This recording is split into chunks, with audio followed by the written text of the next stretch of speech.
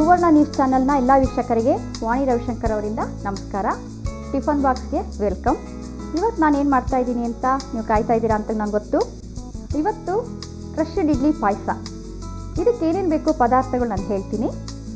ಇದಕ್ಕೆ ಇಡ್ಲಿ ಜೊತೆಗೆ dry fruits, ಅದಕ್ಕೆ ಒಣ ದ್ರಾಕ್ಷಿ, ಗೋಡಂಬಿ, ಚೆರ್ರಿ, ಸಕ್ಕರೆ, ಬಾದಾಮಿ, ಏಲಕ್ಕಿ ಪುಡಿ, ಹಾಲು ನೆನೆಸಿರೋ ಕೇಸರಿ, ಹಾಲು. ಸೊ ಇವಾಗ ಫಸ್ಟ್ ಸ್ಟೆಪ್ ಏನಂದರೆ ಇದು ಹಾಲು ಹಾಕಿಬಿಟ್ಟು ಕಾಯಕ್ಕೆ ಇಟ್ಕೊಳ್ಳೋಣ. ಪಾಯಸ ಅಂದ ತಕ್ಷಣ ಹಾಲು ಇದ್ದೇ ಇರುತ್ತೆ.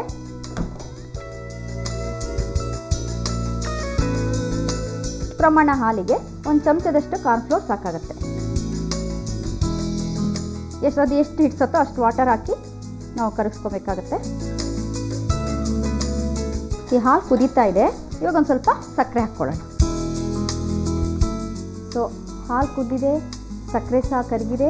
ಇವಾಗ ನಾವೇನು ಕಾರ್ನ್ಫ್ಲೋರು ಕರಗಿಸ್ಕೊಂಡಿದ್ದೀವೋ ಅದನ್ನು ಹಾಕ್ಕೊಳ್ಳೋಣ. ಕಾರ್ನ್ಫ್ಲೋರ್ ಹಾಕಿದ್ರ ಮೇಲೆ ಒಂದು ಕುದಿ ಕುದಿಸ್ಬೇಕಾಗತ್ತೆ. ಅದು ಹಾಲಿನ ಜೊತೆ ಸೇರಿಸ್ಕೊಬೇಕು. ನಾವು ಇದೇ ಸ್ಟೇಜಲ್ಲಿ ಹಾಲನ್ನು ನೆನೆಸಿರೋ ಕೇಸರಿ ಸಹ ಹಾಕ್ಕೊಬೋದು. ನಿಮಗೆ ಸೆಮಿ ಗ್ರೇವಿ ಈ ಕನ್ಸಿಸ್ಟೆನ್ಸಿ ಬಂದರೆ ಸಾಕಾಗುತ್ತೆ. ಸೊ ಇವಾಗ ನೋಡಿ ಇದು ಗಟ್ಟಿಯಾಗಿದೆ. ಇವಾಗ ನಾವು ಏಲಕ್ಕಿ ಪುಡಿ ಹಾಕ್ಕೊಳ್ಳೋಣ. ಸೊ ನೋಡಿ ಇದು ಇಷ್ಟು ಕುದೀತಾ ಇದೆ. ಈ ಸ್ಟೇಜಲ್ಲಿ ನಾವು ಇಡ್ಲಿನ ಕ್ರಷ್ ಮಾಡಿ ಹಾಕಬೇಕು.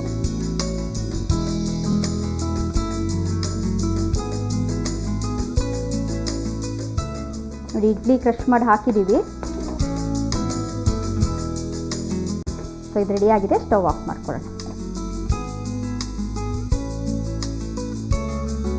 ಸೊ ಇವಾಗ ಇದಕ್ಕೆ ಗಾರ್ನಿಷಿಂಗಿಗೆ ಸ್ವಲ್ಪ ದ್ರಾಕ್ಷಿ ತುಪ್ಪದಲ್ಲಿ ಹುರಿದು ಸಹ ಹಾಕ್ಬೋದು, ಸ್ವಲ್ಪ ಗೋಡಂಬಿ, ಸ್ವಲ್ಪ ಬಾದಾಮಿನ ನಾನು ಸ್ವಲ್ಪ ಪುಡಿ ಮಾಡಿ ಹಾಕ್ತೀನಿ ನಾನು.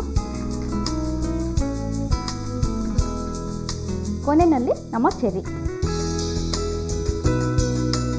ಸೊ ನೋಡಿದ್ರಲ್ಲ ವೀಕ್ಷಕರೇ, ನಮ್ಮ ರುಚಿಯಾದ ಹೆಲ್ತಿಯಾದ ಕ್ರಶ್ಡ್ ಇಡ್ಲಿ ಪಾಯಸ. ತುಂಬ ನ್ಯೂ ಡಿಶ್ ಇದು. ನಿಮಗೆ ಮಾಡಿ ತೋರಿಸಿದ್ದೀನಿ. ನೀವು ಖಂಡಿತ ಇದನ್ನು ಟ್ರೈ ಮಾಡೇ ಮಾಡ್ತೀರ ಅಂತ ನನಗೆ ಗೊತ್ತು. ಮತ್ತು ಮುಂದಿನ ಸಂಚಿಕೆಯಲ್ಲಿ ನಾನು ನಿಮ್ಮನ್ನು ಭೇಟಿ ಮಾಡ್ತೀನಿ. ಅಲ್ಲಿವರೆಗೂ ವಾಣಿ ರವಿಶಂಕರ್ ಅವರಿಂದ ನಮಸ್ಕಾರ.